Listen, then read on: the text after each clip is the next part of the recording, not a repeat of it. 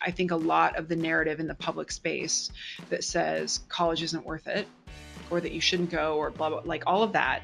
Um, yes, I get just as indignant and upset when I hear it.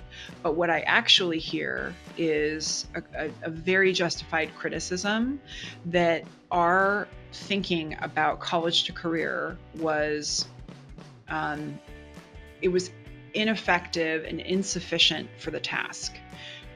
When we created career services offices, we thought that would be good enough. We thought, okay, you want us to help now. We're not just about the awakening of the soul. We're not just about the preservation of democracy. We're not just about, all of these important things that higher education is about.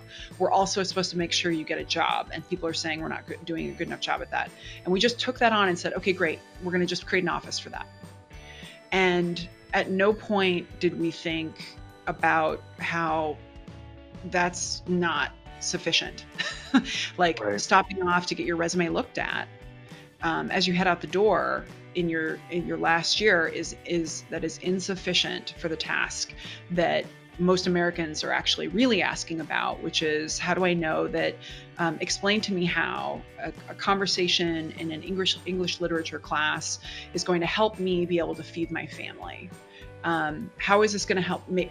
Am I making the right choice, right? Like, I think there's a really thoughtful dialogue that should be happening, that is less defensive, that is less shut down immediately, where we can understand where there are small, minor changes that need to happen to our institutions to make them, a bit friendlier to audiences who I think we should be friendlier to, and to make sure that people understand really the true value of what we're doing.